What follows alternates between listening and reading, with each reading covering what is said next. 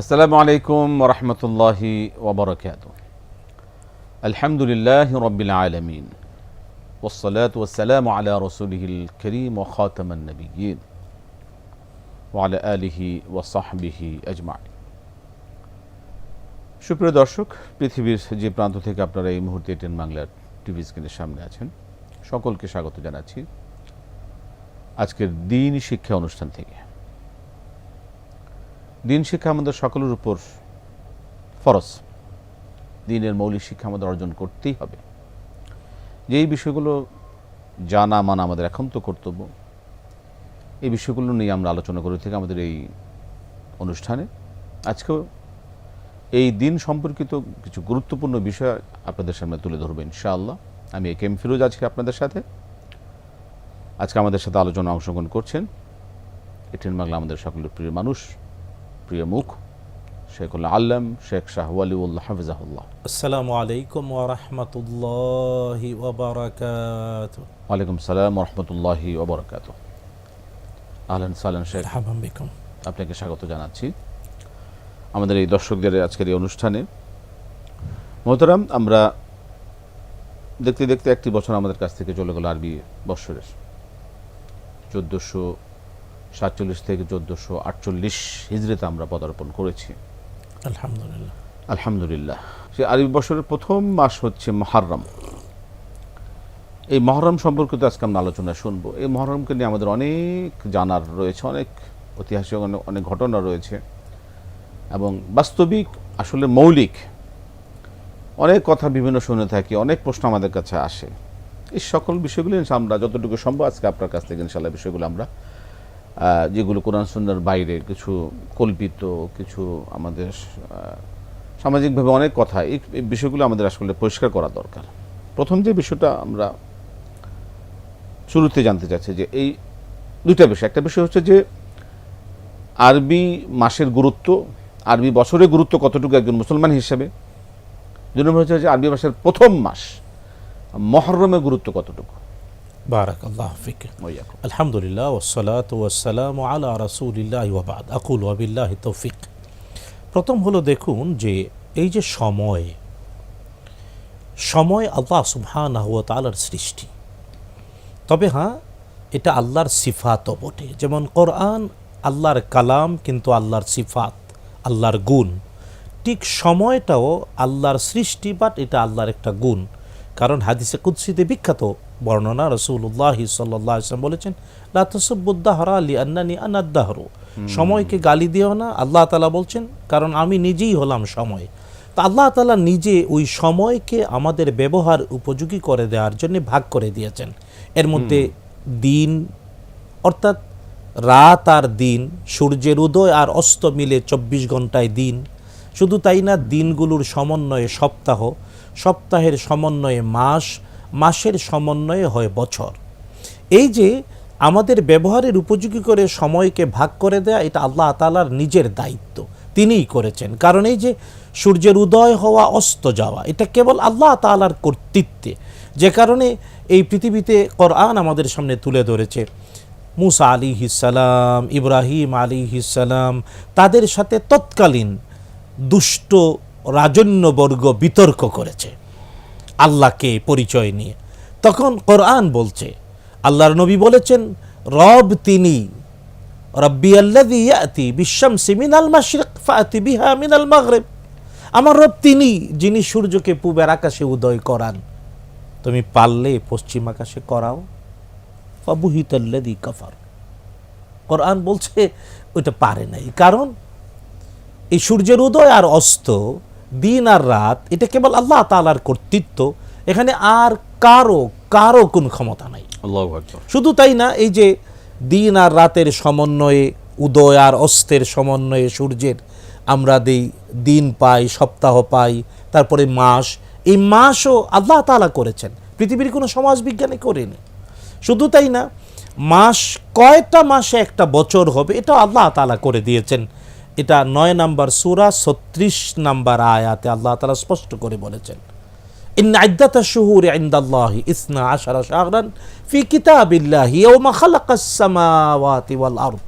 নিশ্চয়ই আল্লাহ তাআলার কাছে মাসের সংখ্যা 12টা, ওই দিন থেকে যেদিন তিনি আকাশসমূহ আর জমিন সৃষ্টি করেছিলেন। এই যে 12 মাসে বছর, পৃথিবীর কোনো সমাজবিজ্ঞানী তৈরি করেনি। পৃথিবীতে আমরা যদি পৃথিবীর ইতিহাস, আস্তিকতার ইতিহাস, নাস্তিকতার ইতিহাস, আরও অনেক কিছুই দেখতে পাই, তাহলে পৃথিবীর কোথাও 13 মাসে বছর নাই, 11 মাসে বছর নাই। কারণ এটা আল্লাহ তাআলার করে দেয়া, 12 মাসেই বছর। তো এই যে সময়কে ভাগ করে দেয়া, এটা রব্বুল আলামিন আল্লাহ সুবহানাহু ওয়া তাআলার কাজ। তবে হ্যাঁ, আল্লাহ তাআলা সময় গণনা এবং বছর, আমরা এখন দেখতে পাই, অন্তত আমরা যারা বাংলা ভাষাভাষী, আমরা 3টা বছরের সাথে পরিচিত। একটা হলো সূর্যের উদয় আর অস্তের সাথে মিলায়া আহ্নিক গতি, বার্ষিক গতি, অর্থাৎ সূর্যের উদয় অস্ত দিয়ে, দিন রাত দিয়ে আহ্নিক গতি, বার্ষিক গতির বাস্তবতায় 365 দিন 6 ঘন্টার যে বছর, যেটাকে আমরা সৌর বৎসর বলি। কোরআন এটাকে প্রুভ করে, কোরআন দ্বারা প্রমাণিত সৌর বৎসর। আল্লাহ তাআলা বলেছেন সূরাত বনী ইসরাঈলে, হুয়াল্লাযী জাআলাল লাইলা ওয়ান নাহারা আয়াতান ফামাহাউনা আয়াতাল লাইলি ওয়া জাআলনা আয়াতান নাহারি মুবসিরাতান লিতাবতাগু ফাদলাম মির রাব্বিকুম ওয়া লিতা'লামু আদাদাস সিনিন ওয়াল হিসাব। সুবহানাল্লাহ।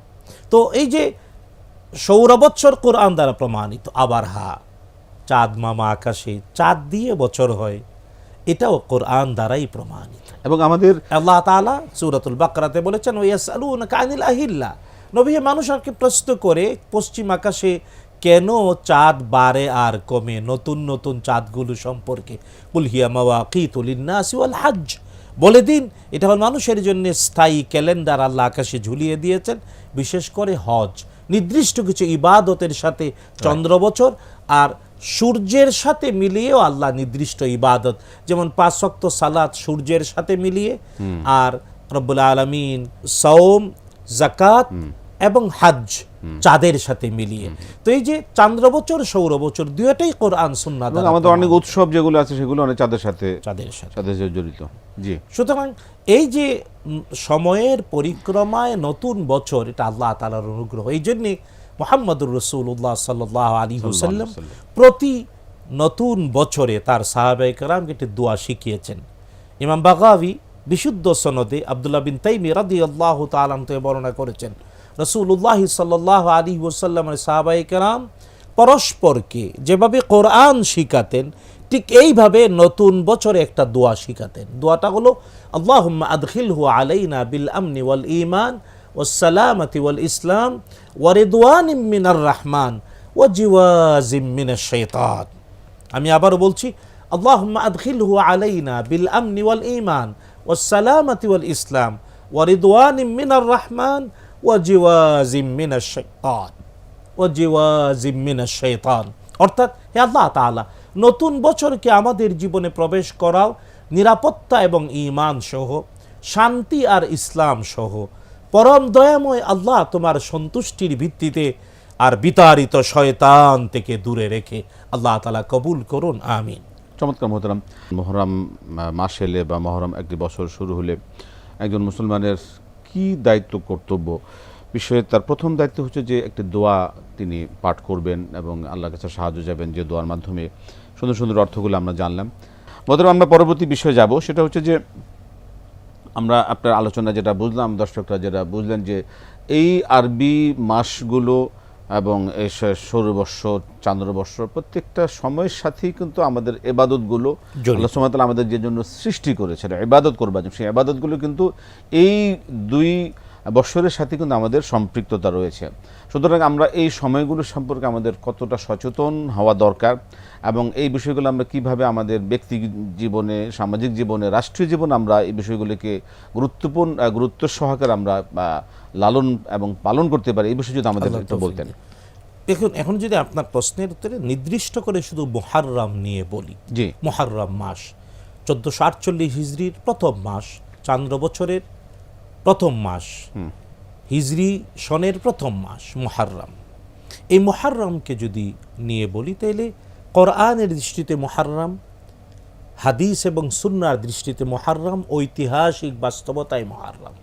3 দিক থেকে আলোচনা করতে হবে। 1 নম্বর, আল কোরআন আল করিমকে যদি মুহররম নিয়ে প্রশ্ন করি, তাহলে কোরআন আল করিম বলে আল্লাহ তাআলা চান্দ্র বছর 12 মাস এবং সকল বছর 12 মাস বলেছেন, তবে রব্বুল আলামিন বিশেষ করে চান্দ্র বছরের 4টি মাসকে সম্মানিত বলে ঘোষণা করেছেন।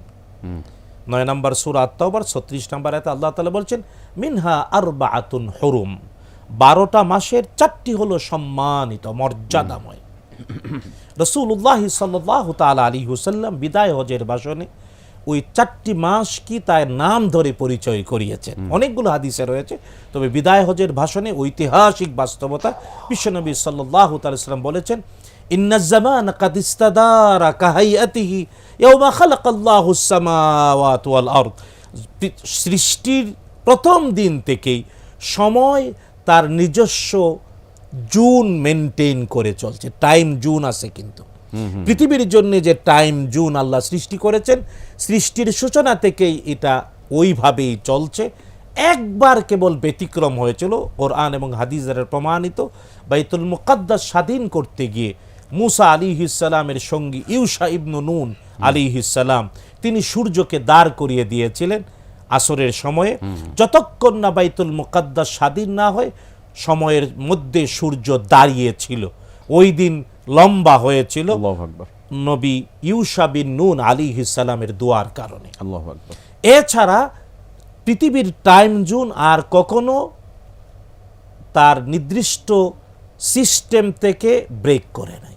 নবীজি সাল্লাল্লাহু আলাইহি ওয়াসাল্লাম বললেন ইন্নাজ জামানা কাদ ইস্তাদারা কাহিয়াতিহি ইয়াওমা খালাকাল্লাহুস সামাওয়াতি ওয়াল আরদ আস-সানা 12 শাহরান। বছর হয় 12টা মাসে, মিনহা আরবাআতুন হুরুম, এর মধ্যে 4টা সম্মানিত মর্যাদাময়, সালাসুন মুতাওয়ালিয়াত, 3টি ধারাবাহিক। একটা হলো যুল কাদা আমরা বলি জিলকদ, আরেকটা যুল হাজ্জা আমরা বলি জিলহজ, আরেকটা মুহাররম, আর চতুর্থটা হলো রজব। সুতরাং আল কোরআন আল কারীম বলে মুহাররম মাস সম্মানিত মাস, অতি মর্যাদাময় মাস। কেমন সম্মানিত? আল্লাহ কোরআন আল কারীমে বলেছেন ওয়ায়াসআলুনাকা আনিশ শাহরিল হারাম কিতালিন ফীহি, নবী হে আপনাকে প্রশ্ন করে সম্মানিত মাসগুলোতে যুদ্ধ বিগ্রহের ব্যাপারে আল্লাহ বলছেন কুল কিতালুন ফীহি কাবীর, বলে দিন এই মাসগুলোতে যুদ্ধ করা কবিরা গুনাহ, নিষিদ্ধ, সম্মানিত। কারণ হাজি সাহেবরা হজ শেষ করে এই মাসে বাড়ি ঘরে ফিরেন, এই জন্যে মুহাররম সম্মানিত মাস, যুদ্ধ বিগ্রহ হারাম, রক্তপাত করা হারাম, কোরআন বলেছে। 2 নাম্বার, আল কোরআন আল কারীম এই মুহাররম মাসকে নাজাতের মাস বলেছে, মুক্তির মাস বলেছে। কি? আল কোরআন আল কারীম সূরাতুল বাকারা সহ অনেকগুলো সূরাতে রব্বুল আলামিন সাইয়েদনা মূসা আলাইহিস সালামের গল্প শুনিয়েছেন, সত্য ঘটনা গল্পের মতো। মূসা আলাইহিস সালাম তার 12টি গোত্রের 12 লক্ষ উম্মত নিয়ে ফেরাউনের দেশ থেকে হিজরত করতে চাইলেন। সামনে সমুদ্র, লোহিত সাগরের সুয়েজ উপসাগর, পিছনে ফেরাউন ধাওয়া করেছে। তার কর্মচারী পাবে কোথায়, কাজকর্মের জন্য কাজের লোক পাবে কোথায়, সবাই চলে যাচ্ছে। এই জন্য ধরার জন্য পাকড়াও করতে পিছনে ধাওয়া করলো।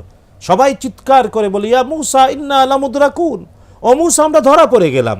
মূসা আলাইহিস সালাম একেবারে আল্লাহর উপরে 100% ভরসাকারী, কোনো দুশ্চিন্তা ছাড়া বললেন কাল্লা ইন্না মাইয়া রাব্বি সায়াহদিন, চিন্তা করো না, টেনশন ফ্রি থাকো, আল্লাহ আমাদের সাথে আছেন, হেদায়েত দেবেন।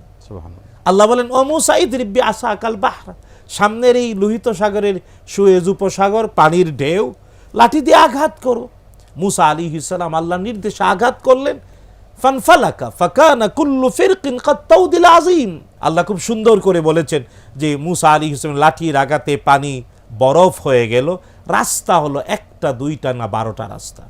এই 12টা রাস্তা দিয়ে মূসা আলাইহিস সালাম সবার মাঝে মাঝে জানালা হলো, এক গোত্র আরেক গোত্ররে যাতে সমুদ্রের মাঝখান দিয়া বরফের ভিতর দিয়ে হেঁটে যাচ্ছে, ভয় যাতে না পায়, মাঝে মাঝে ছিদ্র, তোমরা আসো, দেখে দেখে ওরা সমুদ্রের মধ্য দিয়ে রাস্তা দিয়ে অতিক্রম করে ফেললো। ফেরাউন পিছনে আসলো, আইসা দেখে মনে করেছে ওর বাবার তৈরি করা ডিস্ট্রিক্ট বোর্ডের রাস্তা। এবং রাসূলুল্লাহ সাল্লাল্লাহু আলাইহি ওয়াসাল্লাম বলেছেন তখন জিবরিল আলাইহিস সালাম তার ঘোড়া নিয়ে সামনে, এবং তিনিও নামলেন, মনে করেছে পথ দেখাচ্ছে, বুঝে না এটা তার পতন। তো সে তার সৈন্য সামন্ত শুদ্ধ সবাইকে নিয়ে এই সমুদ্রের মধ্যে রাস্তা, মোজেজা, মুসা আলাইহিসের মোজেজা ওখানে নেমে পড়েছে। এবং যখন মুসা আলাইহিস সালাম এবং তার উম্মত ওই পারে চলে গেলেন, মুসা সূরাতু আদ-দুখানে আল্লাহ তাআলা বলেছেন মুসা আলাইহিস সালাম চাইলেন আল্লাহ এই পানির মধ্যে হওয়া রাস্তাটা মিলে যাক। আল্লাহ বললেন না, উতরুকিল বাহরা রাহওয়ান, যেমন করে তুমি রাস্তা দিয়ে সমুদ্রের ভিতর দিয়ে এসেছো ওইভাবে রেখে দাও, ইন্নাহুম মুগরাকুন, ওরা ডুববে আর তোমরা তাকায়ে দেখবে। সত্যি মুসা এবং তার উম্মত আলাইহিমুস সালাম ওই পারে চলে গেলেন। ফেরাউন এবং তার সৈন্য সামন্ত সহ মাঝ দরিয়ায়। আল্লাহ আদেশ করলেন, ইন্নামা আমরুহু ইযা আরাদা শাইআন আইয়াকুলা লাহু কুন ফায়াকুন। আল্লাহ আদেশ করলেন, বরফের মতো দাঁড়িয়ে থাকা বরফ, পাহাড়ের মতো দাঁড়িয়ে থাকা পানি, বরফ মুহূর্তে গলে গেল, সবাই ডুবলো। ফেরাউন সে ঢেউয়ের তালে উপরে উঠে নিচে যায়, বুঝলো। আল্লাহ সূরাত ইউনূসে বলেছেন, হাত্তা ইদা আদরাকাহুল গারাক, যখন সে বুঝলো ডুবে মরা ছাড়া উপায় নাই, তখন বলল, আমানতু আন্নাহু লা ইলাহা ইল্লাল্লাহ আল্লাযী আমানাত বিহি বানু ইসরাঈল, আমি ঈমান আনলাম ওই আল্লাহর প্রতি যে আল্লাহর প্রতি বনি ইসরাইল ঈমান এনেছে। মানে দুষ্ট কাহাকে বলে, কত প্রকার, তাও সরাসরি না, বনি ইসরাইলের আল্লাহর প্রতি ঈমান আনলো। আল্লাহ তাআলা বলেন, কাল্লা, এখন না, আল-আন ওয়াকাদ আসাইতা ক্বাবলু, এখন ঈমান ঘোষণা দিচ্ছে, অথচ ইতিপূর্বে অনেক বেশি বিরুদ্ধাচারণ করেছো, ওয়া কুনতা মিনাল মুফসিদিন, ছিলে সন্ত্রাসী। লোহিত সাগরের সুয়েজ উপসাগরে ডুবে মরল এবং মুসা আলাইহিস সালাম এবং তার উম্মতরা দাঁড়িয়ে দাঁড়িয়ে দেখলেন এই যে ফেরাউনের ধ্বংস, মুসা এবং আলাইহিমুস সালাম এবং তার উম্মতরা মুক্তি পেল। এটা ছিল মুহররমের 10 তারিখ আশুরা। এই জন্য আল কোরআন আল কারীমে আশুরা মানে মুক্তি, নাজাত, ফেরাউনের ধ্বংস, মজলুম এর নাজাত আর জালেমের ধ্বংস। আল কোরআন আল কারীমে আল্লাহ সুবহানাহু ওয়া তাআলা তাই মুহররম মাসকে নাজাতের মাস, মানে এই মুক্তির মাস বলে তুলে ধরেছেন। মুহররমের এই একটি ঘটনাকে কেন্দ্র করে সবচেয়ে এই যে আশুরা আসে 10, এই 10টে মানে 10 বলতে হলে 10ই তারিখ, 10 তারিখ মুহররমের 10 তারিখে আশুরা, মানে 10 তারিখের এটা ইহুদি যারা, মুসা আলাইহিস সালামের উম্মত যারা ওল্ড টেস্টামেন্ট নিউ টেস্টামেন্ট বিশ্বাস করে, যারা ইহুদি এবং এখন ইহুদি, তারাও ওইটাকে মুক্তির দিবস হিসেবে রোজা রাখে। শুধু তাই না, তাদের ধারাবাহিকতায় ঈসা আলাইহিস সালামের উম্মত যারা নিজেদেরকে খ্রিস্টান বলে, তারাও রোজা রেখেছে, তারাও নাজাতের দিবস ওই ঘটনাকে আল্লাহ পাকের শুকরিয়া আদায় স্বরূপ, নাজাতের শুকরিয়া আদায় স্বরূপ তখন যেটা করেছিলেন। এবং মুহাম্মদ সাল্লাল্লাহু আলাইহি ওয়াসাল্লাম মক্কা থেকে মদিনায় হিজরতের পরে মদিনায় গিয়ে দেখলেন মদিনায় ইহুদিরা ছিল, তারা আশুরার দিনে রোজা রাখছে। নবীজি বলেন, কেন তোমরা রোজা রাখো? বলল, এই দিনে নাজ্জাল্লাহু মূসা ওয়া আহলা ওয়া আগরাকা ফিরআউন ওয়া আহলা, এই দিনে আল্লাহ মূসা এবং তার সঙ্গী সাথীদের মুক্তি দিয়েছিলেন, ডুবিয়ে মেরেছিলেন ফেরাউন এবং তার সম্প্রদায়কে। ফাসামা মূসা শুকরান লিল্লাহ, আল্লাহর শুকরিয়া আদায়ের জন্য মূসা রোজা রেখেছিলেন, আমরাও তার জন্য রোজা রাখি। মুহাম্মদ সাল্লাল্লাহু আলাইহি ওয়াসাল্লাম বললেন, নাহনু আহাক্কু বিমূসা মিনকুম, তোমাদের চেয়ে আমি মূসার আরো বেশি কাছের লোক, তাই আমরাও রোজা রাখি। তাই রাসূলুল্লাহ সাল্লাল্লাহু আলাইহি ওয়াসাল্লাম রোজা রাখতে আদেশ করলেন। এই জন্য আল কোরআন আল কারীমে আশুরা মুহররম, নাজাত, মুক্তি, জালেমের ধ্বংস হিসেবে প্রমাণিত। যদিও মুস্তাদ আহমদের আরেকটি বর্ণনার ভিত্তিতে নূহ আলাইহিস সালামের মহাপ্লাবন এবং নূহ আলাইহিস সালামের কিস্তিটা জুদি পর্বতে ঠেকেছিল, এটাও মুস্তাদ আহমদের একটি বর্ণনায় মুহররমের 10 তারিখ আশুরা বলে উল্লেখ আছে।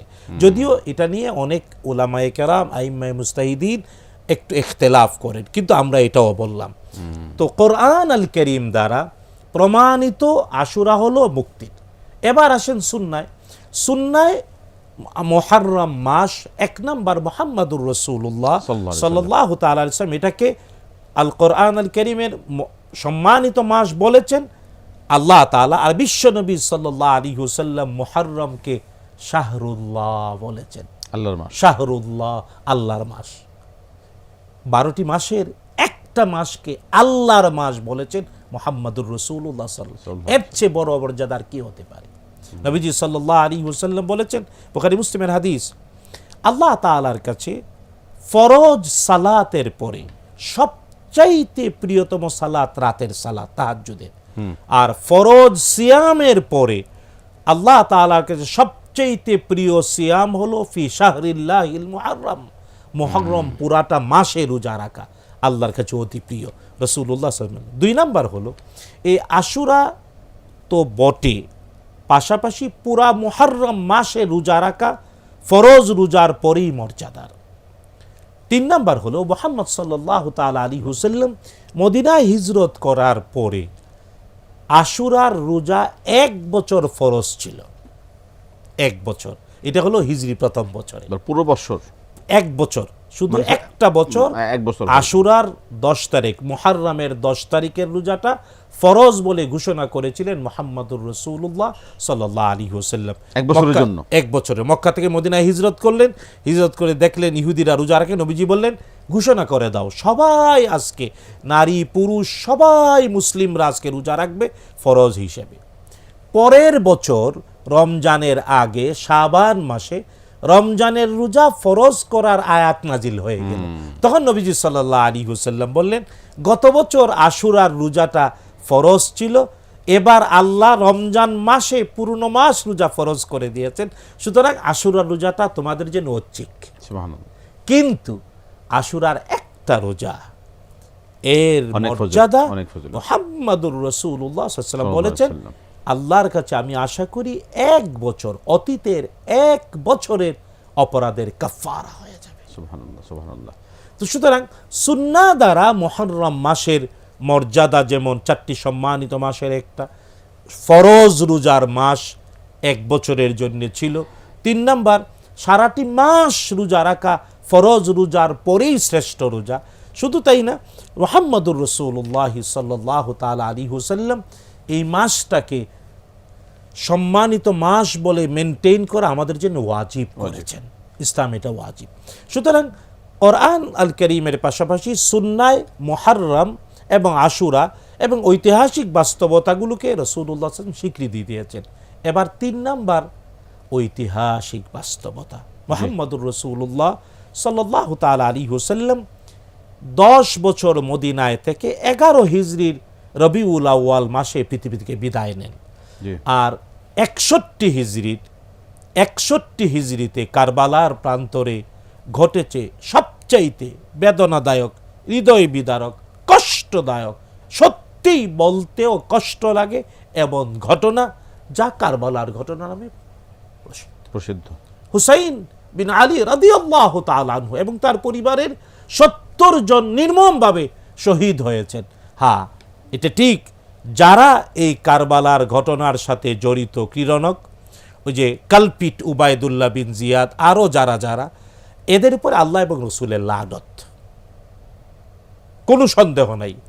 আল্লাহ তাআলার কাছে আমরাও বলি, কারবালার বেদনাদায়ক দুঃখজনক ঘটনার সাথে যারা জড়িত, যারা এর ক্রীড়নক, এদের সবার প্রতি ঈমানদার মুসলমান আল্লাহর ফেরেশতা আমাদের সবার লানত। হুসাইন বিন আলী রাদিয়াল্লাহু তাআলা এবং তার পরিবারের সাথে যে অনাচার, অবিচার, দুরাচার, লজ্জাজনক, বেদনাদায়ক, কষ্টজনক ঘটনা ঘটেছে, এটা সকলের জন্য, এবং এটা 61 হিজরিতে, এবং এটা রাসূলুল্লাহ সাল্লাল্লাহু আলাইহি ওয়াসাল্লাম এর পৃথিবী থেকে বিদায় নেয়ার একেবারে 50 বছর পরে। এখন আমাদের অনেক লোকজন, এই যে আমরা ধারাবাহিক বললাম কোরআনে আশুরা, সুন্নায় আশুরা, ঐতিহাসিকভাবে আশুরা, কিন্তু আমরা অনেক বলতে গিয়ে কারবালার ঘটনাকে 1 নম্বরে নিয়ে, যেমন অনেকেই মনে করে কারবালার হৃদয় বিদারক ঘটনার কারণে এই মুহররম মাসে বিয়ে শাদী করা যাবে না, জুতা পায়ে দেয়া যাবে না, ছাতা মাথা, এগুলা কেবলই প্রচলিত মিথ্যা। তবে হ্যাঁ, হুসাইন রাদিয়াল্লাহু তাআলা শাহাদাতের ব্যাপারে আমাদের রক্তক্ষরণ। এবং আবারও বলছি, যারা কারবালার এই বেদনাদায়ক ঘটনা ঘটিয়েছে, যারা এর সাথে জড়িত, প্রত্যেকটার উপর আল্লাহ এবং রাসূলের লানত। যদিও মুসলিম গালি দিতে পারে না, কিন্তু লানত বলতে পারি বেদনায়, কষ্টে। কারণ এমন হৃদয় বিদারক ঘটনা কারবালায় ঘটেছে যা ভাষায় বলে শেষ করা যায়। মোহতারাম, আমরা আলহামদুলিল্লাহ আজকে মহরম আশুরা সম্পর্কে আমরা একটি বিস্তারিত এবং সুনির্দিষ্ট, যা কোরআন সুন্নাহর আলোকে আলোকিত সত্যিকারের যে বিষয়গুলো, সেটা আজকে আমরা শুনলাম, আপনাদের সামনে তুলে ধরলাম। মোহতারাম একদম কোরআন সুন্নাহর আলোকে সহিহ সুন্নাহর ভিত্তিতে আমাদের সামনে তুলে ধরলেন। সুতরাং আমরা সামাজিকভাবে বা বাস্তবিকভাবে যা শুনি জানি, এক্ষেত্রে আমাদের সচেতন থাকতে হবে। প্রকৃত বিষয়টা আমাদের জানা উচিত, সেই বিষয়গুলো আজকে আমরা জানলাম। আলহামদুলিল্লাহ মোহতারাম, আমরা আজকে আর শেষ করতে হচ্ছে যে আমরা আশুরা বলতে যে আমরা শোকের মাস হিসাবে কাটাতাম। এটা শোক একটা বিষয়ের ক্ষেত্রে শোক কষ্ট এটা থাকবেই, কিন্তু এটা শোকের মাস হিসাবে, শোকের দিন হিসাবে। সর্বশেষ একটা কথা বলি, শেষ করব আমরা। মুহাম্মদুর রাসূলুল্লাহ সাল্লাল্লাহু তাআলা আলাইহি ওয়াসাল্লাম, আল্লাহ তাআলা তাকে রাসূল এবং নবী করে পাঠিয়েছেন এবং তাকে ওহী দিয়ে সমৃদ্ধ করেছেন। ওহী মানে আল্লাহ তাআলা তার রাসূলকে বলেছেন, ওয়া আল্লামাকা মা লাম তাকুন তা'লাম। হে মুহাম্মদ সাল্লাল্লাহু আলাইহি ওয়াসাল্লাম, আপনি যা জানতেন না সব কিছু আপনাকে জানিয়ে দেয়া হয়েছে। এবং তার রিসালাত যেহেতু কিয়ামত পর্যন্ত, এমনকি রাসূলুল্লাহ সাল্লাল্লাহু আলাইহি ওয়াসাল্লাম আশুরার কারবালার যে হৃদয় বিদারক ঘটনা, এ ব্যাপারেও অগ্রিম হাদিস রয়েছে। কিন্তু রাসূলুল্লাহ সাল্লাল্লাহু আলাইহি ওয়াসাল্লাম নিজে আশুরাকে, মুহররম মাসকে নাজাতের মাস বলে বলেছেন। তাই আমরা আশুরার ঘটনা, বিশেষ করে কারবালার ঘটনায় বেদনার্থ বটে, তবে আমরা হাদিসের বাস্তবতায়, নবীজির অনুকরণে, সাহাবায়ে কেরামের অনুসরণে আমরা এটাই বলবো, মুহররম মাসটা সম্মানিত মাস, মর্যাদাময় মাস, মুক্তির মাস, নাজাতের মাস, জালেমের নিপাত যাওয়ার মাস, মজলুমের বিজয়ের মাস।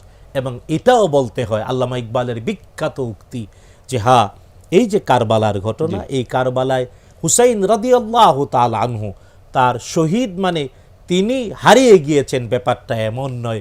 বরং কারবালা মানে বরং ওই সময়ে যারা এর সাথে ক্রীড়নক ছিল তাদের ধ্বংস, বিজয় হয়েছে হুসাইন রাদিয়াল্লাহু তাআলা এবং তার পরিবারের এবং সত্যের। তাই কারবালা মানেও সত্যের বিজয়, জালেমের পতন। অবশ্যই আজকের এই আলোচনা থেকে সেটা আমাদের বিশ্বাস, আমাদের আন্তরিকতা এবং আমাদের চেতনা থাকবে। মোহতারাম, আপনাকে অসংখ্য ধন্যবাদ। জাযাকাল্লাহু খাইর, বারাকাল্লাহু ফিকুম। প্রিয় দর্শক, শুনলেন আপনারা আশুরা সম্পর্কে, মুহররম মাস সম্পর্কে। আমরা সেভাবে ইনশাআল্লাহ আমরা এই বিষয়গুলো বিবেচনা করব এবং সেভাবে আমরা পালন করব। আল্লাহ পাক আমাদের কবুল করুন। আজকে শেষ করতে হচ্ছে, বিদায় নিচ্ছি। আসসালামু আলাইকুম ওয়া রাহমাতুল্লাহ।